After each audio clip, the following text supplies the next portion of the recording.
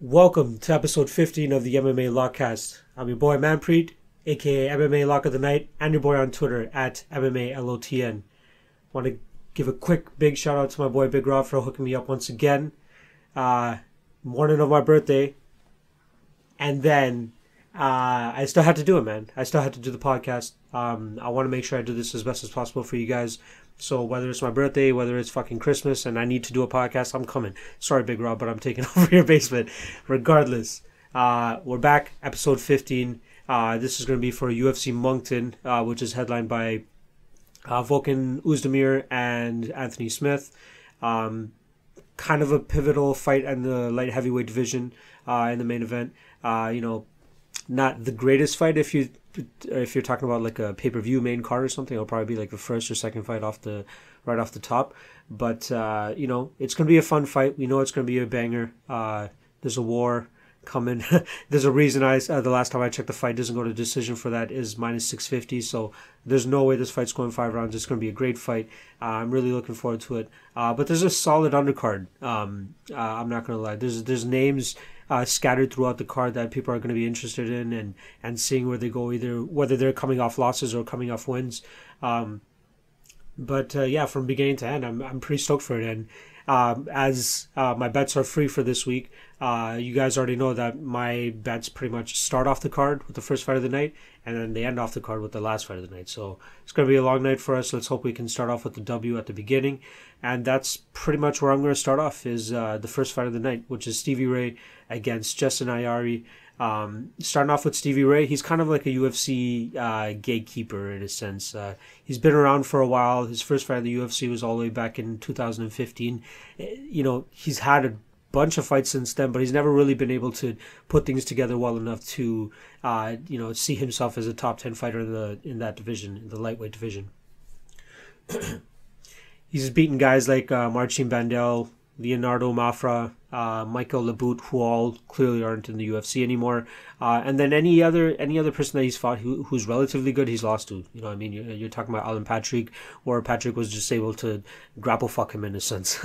He'd be able to impose as well with his wrestling, get him down, and just pretty much wear out Stevie Ray in that aspect.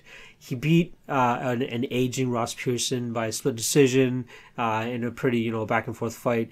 You probably could have given it to Ross Pearson as well.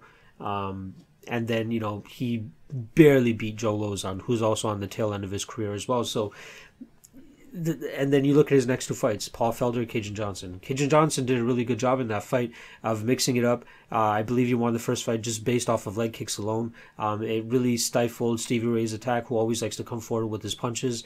But Cajun Johnson, he was able to stay crafty, stay a little bit unorthodox with his striking, and sneak in a couple takedowns here and there as well. So I didn't think it was a split decision. I truly thought that it should have been a unanimous for Cajun Johnson in that fight. And then just going back to the Paul Felder fight, we saw what happened with him. His chin cracked. It was the first time he's ever been finished by punches, and Paul Felder put a whooping on him. It's unfortunately in Stevie Ray's hometown as well, which is pretty shitty. So he comes into this fight on a 2-fight losing streak against Jessin Ayari, who hasn't fought all that much in the UFC. He's only fought twice when he made his UFC debut back in September of 2016. He took a split decision over Jim Wallhead, which was a really crazy fight. I'm pretty sure they won fight of the night for that fight as well. One guy dropped the other. It kept going back and forth. Jessin Ayari really showed his lack of striking defense in that fight, which is why Jim Wallhead was able to land a couple times. Darren Till, that fight was an absolute slaughter. The only positive thing you can give Jessin Ayari in that fight is the fact that he was able to stay composed and stay in the fight all 50 minutes. He got dropped numerous times by Darren Till. He was very close to being stopped, but he was able to just keep it together, keep his wits about him, and survive that fight, even though he took a pretty massive L in that fight.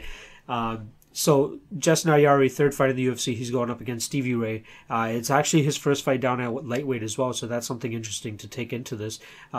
He hasn't fought at lightweight in his entire career, so this, well, at least not in his pro career. So it's going to be very interesting to see how he looks at 155, because he's a pretty big dude too. He's, for that weight class, he's at 6 6 feet, 73.5-inch reach. Stevie Ray, on the other hand, he's a little bit shorter. He's on the shorter side of lightweight. What is he sitting at? 5'10" with a 70-inch reach. So he's definitely at a size disadvantage in this fight. And I think, as bad as, I'm not going to say bad, but like as mediocre as Jessin Ayari's striking defense is, I think that he's going to be able to mix in his kicks and do a very good job of keeping Stevie Ray on the outside, similar to what Cajun Johnson was able to do. And I think that he'll be able to outstrike Stevie Ray while keeping him frustrated. Land some beautiful kicks. He does a good job with the front kick as well, the teep. So as long as he's able to keep Stevie Ray on the end of his jab, his end of his kicks, he should be able to win a comfortable 29-28. If Stevie Ray, isn't able to close the distance well enough to land a big enough shot to put Jessin Ayari down. So there is a reason that Jessin Ayari is an underdog in this fight, and there is a reason I'm confident in him as an underdog in this fight. So I got a 1 unit on him at plus 150. I think there's some definite value there, considering the way that Stevie Ray has looked as of late, as well as, his wins are not that impressive either. So Jessin Ayari, I'm gonna say by decision. Stevie Ray's only been finished once. Jessin Ayari has finished people in the past, but I think he's going to play a little bit safer, especially with he's going to pace himself a little bit better as well, considering this is his first fight down at 155. So I got Jessin Ayari by decision. Next fight, we got my man, my Punjabi brother, Arjan Bhullar. First ever Punjabi fighter in the UFC. He's making his third fight. He's making his third walk to the octagon in this fight against Marcelo Golm. So we'll start off with Marcelo Golm, who's a pretty young heavyweight. He's not the biggest heavyweight, nor is he the smallest heavyweight either. He's kind of at like that Cain Velasquez level of size when it comes to heavyweights. He weighed in at 247 in his last fight. Well below the actual limit of 265. He's only 26, so he has some youth on his side that he could probably, guys at his age get better a lot quicker than guys who are at Arjan Bhullar's age, who's a little bit older than him, who, got into the UFC a little bit later, but still very impressive himself. Marcelo Golm's coming off a decision loss to Timothy Johnson. In that fight, he kind of got grinded out. He showed some very good striking, very good leg kicks, very heavy leg kicks. Had Timothy Johnson kind of, limping out of sorts. But for some reason, he just seemed to give in to Timothy Johnson's grinding style. There were plenty of times against the cage where Timothy Johnson was kind of just, leaning against him and landing these short shots, some beautiful knees as well to the body, don't get me wrong, but there were certain times where it just seems like Golm was lackadaisical against the cage and just, had the chance of getting away, but he didn't really do what he needed to get off the cage. So that's something to be a little bit concerning in this fight against Arjan Bhullar, who is a very strong grappler. Marcelo Golm, again, before he got to the UFC, the combined record of his opponents before he got to the UFC, so he fought 5 guys. Their combined record was 1-4. That's just ridiculous. It just shows you the need for heavyweights in the UFC because it's a fucking museum up there. There's not many talented heavyweights that are below the age of 28 or 29 or even 26. So this is definitely a division for Marcelo Golm to be able to make a run, and starting off with Arjan Bhullar would be the best thing for him. Moving on to Arjan Bhullar. The guy's 32. This is his third fight in the UFC. He lost his last fight, which is his first ever loss. I had money on him in that fight. I was very heartbroken. But by breaking down that fight, I really thought that Adam I'm going to butcher his name all the time. I'm sorry, people, but these Polish, the last names, Jacek. I got that one, so at least give me that shit. But Adam Wizarczyk, Wizarek. I've heard him say it so many times and I still can't fucking remember it. Anyway, Adam did a great job when he was on the bottom against Arjan Bhullar. Arjan Bhullar got the takedown that he was looking for. Used good head movement and boxing to get into Adam's range, and was able to get him down with his great wrestling pedigree. But then Adam, very long heavyweight. One of the bigger guys at that heavyweight division, was able to implement his jiu-jitsu game in a way that he wasn't getting any submissions in that first round, but he was making Arjan work. And that is kind of what the downfall for Arjan was in that fight. Even though Arjan won that round by being on top, Adam did enough off the ground to keep him guessing, thinking that he's going to throw up an armbar or throw up a triangle or, go for any type of submission. But Arjan was able to, stay out of the submissions in that first round, but in that second round, it got the best of him. We see, I think it was the second or third omoplata finish in the UFC's history, and that's what Adam Wizardchuk got. So, I think if Arjan is able to manage his gas tank a little bit better, and can grind on Marcelo Gom, who seems to accept being grinded on, this is his fight to win. But I'm actually going to be going with the underdog Marcelo Gom here. I don't have a bet on this fight. It pains me to bet against my man Arjan Bhullar, or not bet against him, but pick against him. But I think Marcelo Gom is going to make the proper adjustments that he should have learned from in the Timothy Johnson fight by not accepting position. And I think he's going to be able to beat Arjan Bhullar up on the feet. He might be able to stop him. I think he could land some good shots on Bhullar if Bhullar starts to gas a little bit. But this is all dependent on Arjan Bhullar's gas, how he rations his gas tank throughout the fight. He knows it's going to be a 15-minute fight if it's a fight that he, will win, which is most likely a decision. But I think that we see a better Marcelo Gom this time around, and he gets the W by finish. I'm going to say second round TKO. Moving on to the next fight, Don Madge against Tay Edwards. Kind of some prospects. Starting off with Don Madge. He's from South Africa. He's fought a lot in EFC, which is a big promotion down there. The interesting thing about his 3 losses, they're actually all to the same guy. They fought 3 times. All 3 times, Leon Minhart beat him. First time by punches in the 3rd round in a fight that he was getting murked in.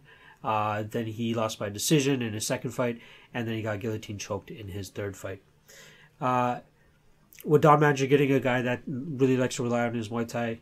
Very good kicks, very good knees, very good clinch work that I've seen with him. He managed to show off, his submission skills in his last fight against Dave Mazzani, which was his last fight in the UFC before he got the call up to the UFC. He's supposed to fight David Tamor a couple months back, but I believe he got injured. So now he's rebooked against Tay Edwards, who's another guy coming off of, a very bright prospect, 6-1, coming off Dana White Contender Series, where he, the only punch he threw is the only one that mattered. He knocked out Austin Tweedy in 28 seconds. He has a little bit of a run going. He's only lost his 2nd fight, but now he's rattled off 5 straight wins. And I think this is a very, a very good fight for him against Don Madge. He's a strong wrestler, but he hasn't really needed to use that in his pro MMA career, as much as you would expect somebody to, because he's been knocking guys out. In plain and simple, like he does like the regular wrestler approach to striking, where you kind of fake the takedown and then just go for the overhand right, like the leaping overhand right. And he loves to do that. So he's been landing on some guys. It's only a matter of time until somebody is able to figure that out, once you get to a certain level of competition. And I don't think that Don Madge is that guy. I think Don Madge, with his Muay Thai style, sometimes he keeps his chin too high. And I think that Tay Edwards is going to be able to, find that chin, find that overhand right, and put Don Madge out. So I'm going to take Tay Edwards. Let's just say fucking first round finish. Next fight, Sara Moras against Talita Bernardo. Very intriguing fight. I don't know why that Sara Moras is such a huge favorite. Both of their striking is pretty piss poor. I'm sorry to use that term, but they don't really offer much on their feet. They've had the unfortunate tale of going up against very talented strikers in the last fight. For Bernardo, she had to fight Irene Aldana, who was just putting a whooping on her, and then Lucy Pudilova absolutely murked Sara Moras as well. So at least this time they're fighting grapplers. They're both fighting each other who are very high level grapplers. It's hard for me to bet this fight at all, just considering that both of their paths to victory are on the ground. I'm not sure who I would rate better than the other, but I don't know why people would bet on this fight even if they did. So I'm not even going to bother with that. At most, you should be betting this fight to go to a decision, but even that, those odds are fucking ridiculous too. So this is a coin flip fight, in my opinion. I'm going to go with Talita Bernardo. I think that she ends up getting a submission somehow. Fuck Sara Moras. Next fight, Chris Fishgold against Calvin Kattar. Calvin Kattar is a guy that I've been very interested in since his debut against Andre Fili on short notice. He's a guy that's been around for a while too. Yeah, he made his pro debut all the way back in 2007 They have one of his. They actually have his first loss from 2008 on Fight Pass. If you guys check that out, where he lost via rear naked choke to a veteran at that time in James Jones. So can't really knock him for that loss back then. But since then, he's had one other loss, but he rattled off 4, 5, 6, 7, 8, 9, 10 straight wins, and then ran into Renato Carneiro, who he's a very stiff test, and in a very stand-up heavy battle, Carneiro showed that the Muay Thai was definitely the better of the two. He is a wrestler, so he definitely has a wrestling background. But Chris Fishgold, you're talking about kind of an anomaly. British fighters aren't really known for their grappling or their wrestling or their grinding styles. But Chris Fishgold totally turns that conception or misconception on its head. He grinds people out. He tries to get finishes. He loves the rear naked choke. He loves chokes, period. He loves to grind on guys. He loves to implement his wrestling. He's very strong. He might not be the tallest for the division at 5'8", and Calvin Kattar is going to have a bit of a height advantage at 5'11". But I think that Fishgold will probably be able to win the first round by implementing the wrestling, but then I think he's going to start to slow down. I know he's gone 5 rounds against Nick Heron-Webb, but Nick Heron-Webb is not Calvin Kattar on the feet. So I think that Calvin Kattar may lose the first round, but I think he goes on to beat up Chris Fishgold in the next 2 and maybe even gets a finish. But I'm going to take Calvin Kattar by decision in this fight. Next fight, Thibault Gouti versus Nasrat Haqparast. Thibault Gouti is probably one of the worst fighters in the UFC. I'm gonna say it. His finish of Andrew Holbrook. Holbrook's not the best on the feet, so he definitely could have gotten caught by Gouti, which he did. But other than that, he's lost to David Tamor. He's lost to Timu Pakulin. Olivier Aubin-Mercier got knocked out by Chad Laprise, and then lost a decision, which was a pretty close fight, I won't lie, against Sage Northcutt. But if you're having a close fight against a 21-year-old, pretty still green Sage Northcutt, you're going to have a tough time against a guy in Nasrat Haqparast who's been putting a beating on guys for a long time. He's only ever lost his first fight, his first pro fight, and his first UFC fight. He came in on short notice against Marcin Held, who he did very well against. He landed some great shots on Marcin Held. He was pretty much winning the stand-up throughout the fight, but that's the only part he really won. Once it got to the ground, Marcin Held was able to, being the superior grappler, the Poland's first ever black belt. One of the youngest Polish black belts. I should correct myself. But Marcin Held was able to do what he needed to do on the ground against Nasrat Haqparast. But then in the next fight, we saw Haqparast's potential come to light.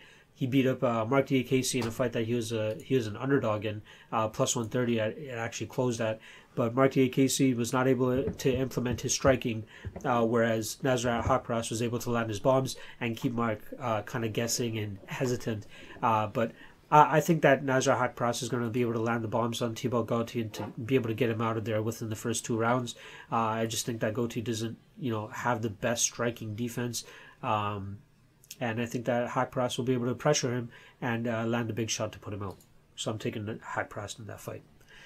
Moving on to Nordine Taleb against Sean Strickland. This is a fight that I was going to actually bet Sean Strickland in. But then once I started doing the fight or the tape studying and all that, I was kind of pushed away by it a little bit.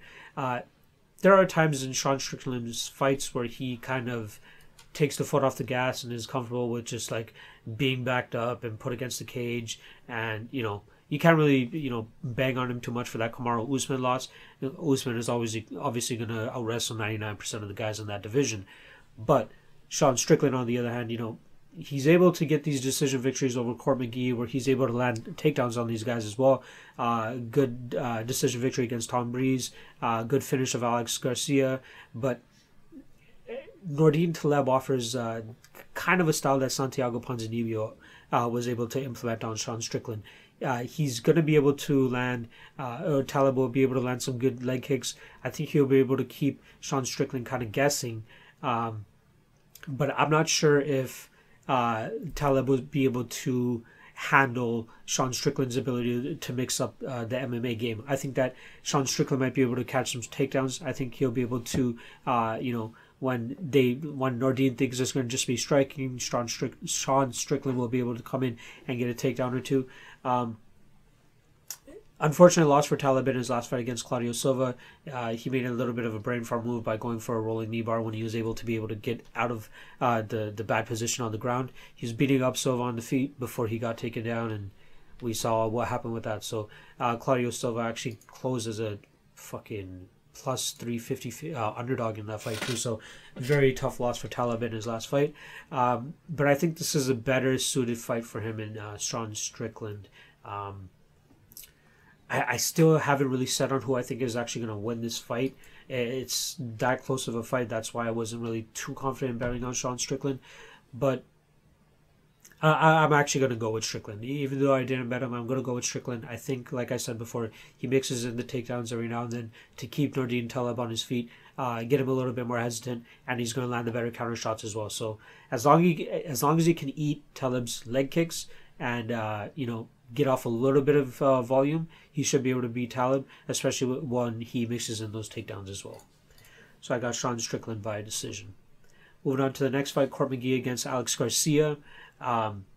Surprise, Court McGee is still around. The guy's only 33. I get it, but he's been in the UFC for what feels like forever. He made his debut all the way back in 2010, so it's been about 8 years, and he hasn't really been able to string together enough wins to again, make it into the top 10 like somebody else earlier in the card.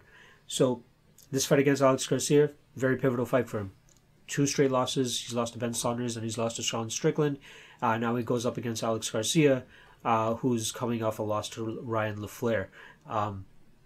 So we know Court McGee's style. He's a very grinding guy. He has decent cardio, and maybe not the best stand-up, but he's able to get the fight to the ground when he needs to, and is able to control most of his guys or his opponents. The last time he's only been able to do that, though, was in a very close fight against Dominic Steele. He got outworked by Ben Saunders, and he got outworked by Sean Strickland, which makes me think that he's very much so on the decline of his career. So I'm gonna I am going to go with Alex Garcia. I think that he still has more left in the gas tank for his career.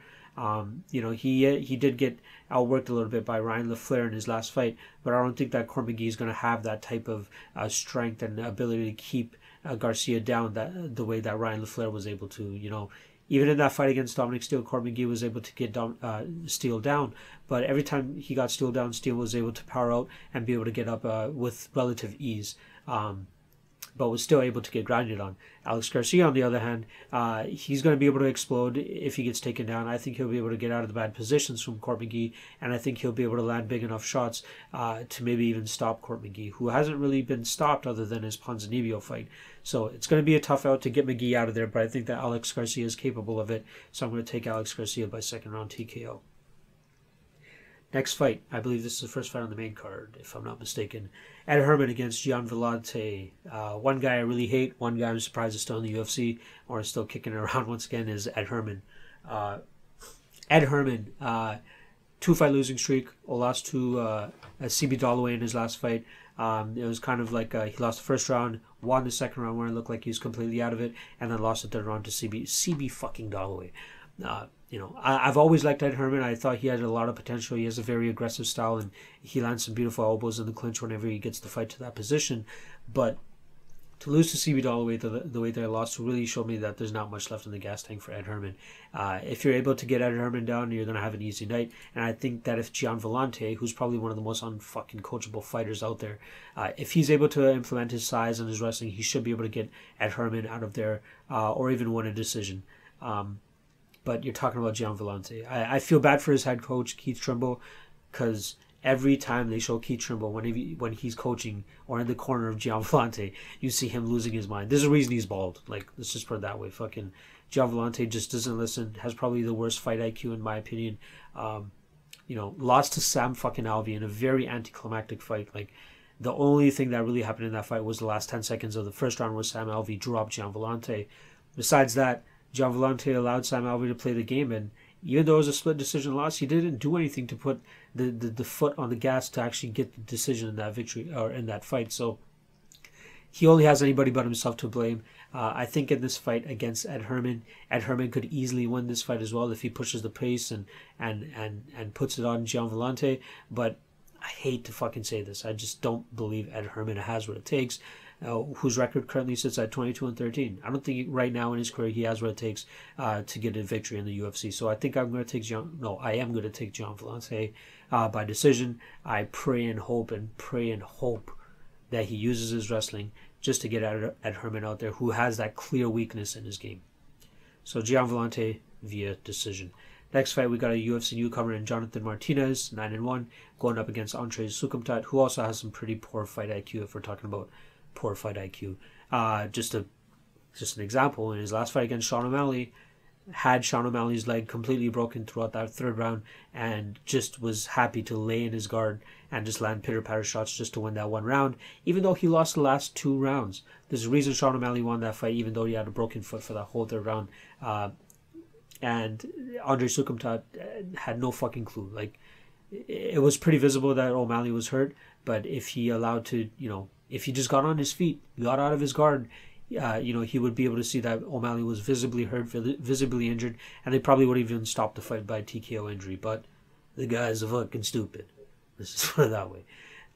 Jonathan Martinez, I haven't seen too much tape on him, just a couple clips here and there. Looks to be very aggressive off his back whenever he's taken down. Has a couple of armbar victories. He has a couple TKOs earlier in his career, and he's had a fight against Madge now where there was an illegal knee where he took a loss. So I wasn't able to actually track that fight down. Madge is a top guy right now. He's in the UFC as well. Okay, I wouldn't say top, but he's one of the guys in in the flyweight division doing the damn thing. So I don't know. I'm just going to take Jonathan Martinez just because I don't believe in Andre Sukumtat. Sukumtat's clear path to victory is a striking battle, but I think that Martinez will be able to get it to the ground somehow and get the sub.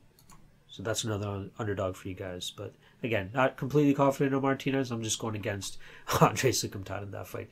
Next fight up, we got Pat Cummins against Misha Cirkunov.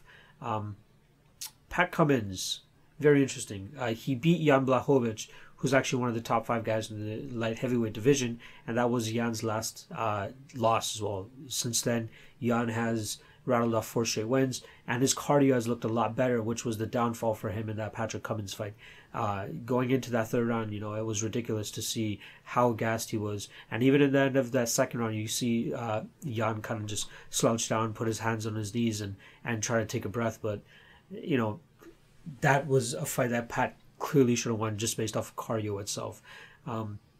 He got outworked by Corey Anderson in his last fight. Anderson just has the better striking and wrestling for MMA than Patrick Cummins actually does have. So, in this fight against Misha Cirkunov, it should be a clear steamroller, in my opinion, for Misha.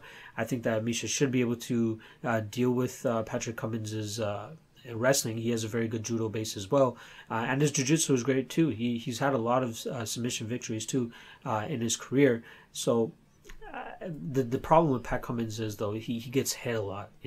His striking is still not developed to the pace of his wrestling, which probably will never happen considering the fact that he's 30 something years old now, 37. So he's not getting any better. But Misha Cirkunov, he's coming off 2 pretty lopsided losses. There's that 28-second KO to Volkan Oezdemir back in 2017, and then he got pretty much steamrolled by Glover Teixeira in his last fight. But Misha Cirkunov still, in my opinion, is the better MMA fighter. There's a reason he's the favorite in this fight. There's a reason he's a minus 380 as well. So this fight has all the makings of a Misha Cirkunov victory, in my opinion. I think that he's going to be able to stop Pat Cummins. I think he'll probably rock him and then maybe sub him. But at minus 380, it's going to be hard to bet Misha Cirkunov. We've seen Misha kind of, lay an egg in there with Volkan and Teixeira, but I don't think that Pat Cummins has the finishing ability of those 2 guys. So I'm going to leave Misha Cirkunov. I wouldn't even consider betting Patrick Cummins as an underdog in this fight. So Misha Cirkunov via submission first round. Co-main event of the evening, second last fight. We got everybody's favorite fighter, Artem Lobov, a.k.a. Connor's bitch, a.k.a. the Russian Hammer. 14-14-1 MMA record, probably the worst record in the UFC. Only reason he's still in the UFC is clearly because of UFC. It's clearly because of Conor McGregor. And he did rattle off a couple wins. I'm not going to lie. He beat Chris Avila, who was also in the UFC just because of Nate Diaz. And Teruto Ishihara, I'm surprised fucking Ishihara lost to him. There's a reason he's not in the UFC either now. So All of his other, 4 losses in UFC: Ryan Hall, Alex White, Cub Swanson, Andre Fili, as of late. So it's been pretty much a full year since that Andre Fili fight. He was supposed to fight Alex Caceres. I'm not sure exactly what happened in that. Then he's supposed to fight Zubair Tukhugov, which probably would have been the fight of the night, in my opinion, considering what happened with Conor and Khabib back at 229. But we all know what happened with Tukhugov. He's probably not in the UFC anymore, which is kind of shitty. It would have been great. It would have been easy promotion for this fight. But whatever Tukhugov did was pretty fucked up anyway. So getting back to the fight, in steps Michael Johnson in about 2 weeks' notice. Very bad stylistic matchup for Artem Lobov, in my opinion. We know Artem Lobov's style. Very, he comes forward, very aggressive. Sometimes his hands are not high enough, and he just somehow, he doesn't. When's the last time he got finished? He got finished by a rear naked choke back in 2014. He got KO'd in his 5th or 6th fight, but he's a very tough guy. He takes a lot of shots, but he doesn't really go out. He took a lot of shots in the 5 rounds against Cub Swanson. He took a lot of good shots. He got dropped a couple times by Andre Fili as well. But in this fight against Michael Johnson, I think his style plays right into Michael Johnson's, and I think that Johnson will be able to get the finish in this fight. Johnson's coming off that decision victory over Andre Fili in his last fight, but, he was on a 3-fight skid before that to Nurmagomedov, Gaethje, and Elgins. Ooh, excuse me. He's 1-1 at 145 now. This is a relatively short notice fight against Artem Lobov, so who knows what kind of physical condition that Michael Johnson might actually be in. His striking is just amazing. There's a reason that he beat Dustin Poirier the way that he did back in 2016.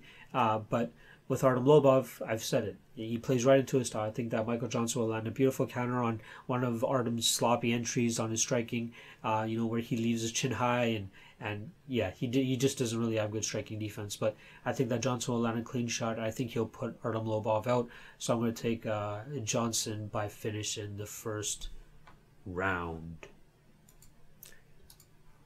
Last fight, main event. Anthony Smith versus Volkan Oezdemir. Anthony Smith has been on a little bit of a run since he lost to Thiago Santos back in February.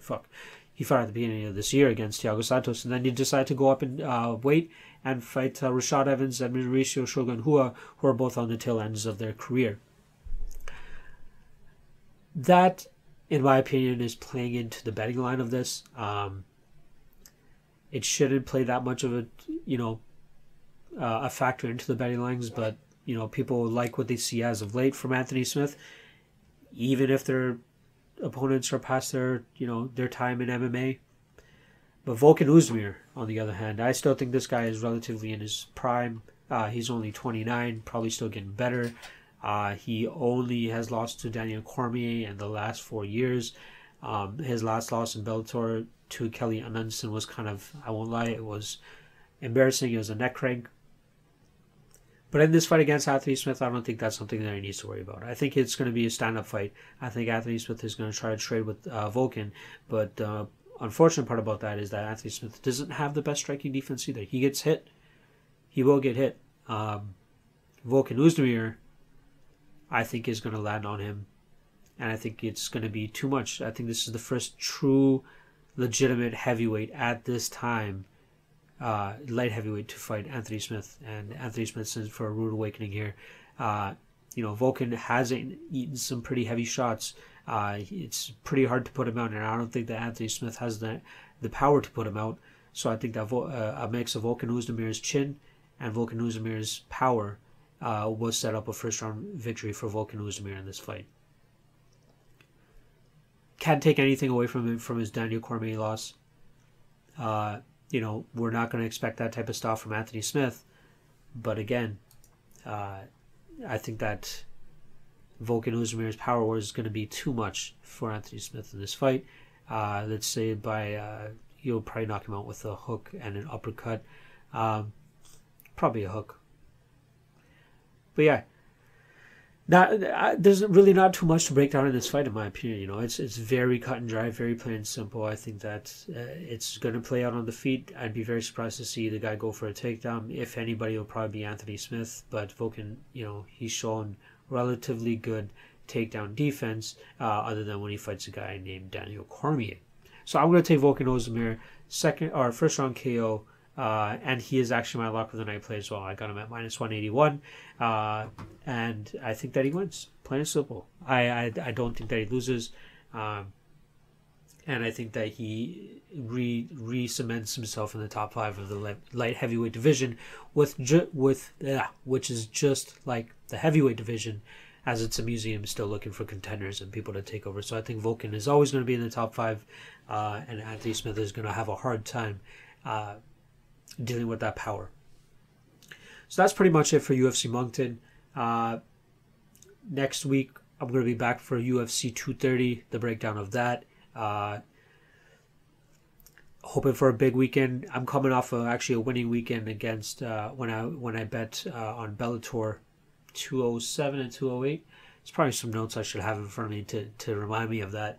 But I had Roy Nelson and Sergey Kharitonov fight doesn't go to a decision as my luck of the night for that Friday night card. And then Saturday I had a dog money play on Chael Sonnen, and we all know how that one went. So still a winning weekend at the end of it. And we're rolling into UFC Moncton, looking for our second straight luck of the night hit. And UFC 230 picks will be free as well, so look out for that.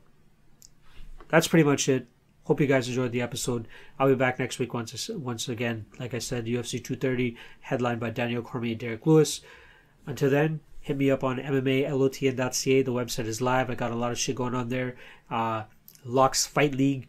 The deadline is actually tonight, so if you don't get in by tonight, that's it. I'm going to be doing the fighter draft for that tonight as well. First broadcast, the first Twitch broadcast of it is going to go down at on Wednesday at 4:30 p.m. Eastern. So make sure you guys tune in for that. Otherwise, hit me up on at MMALOTN on Twitter, or even comment below on the YouTube comments, and we can have some discussions and shit down there too. So appreciate you guys listening. See ya. I'm gone. Easy. Later.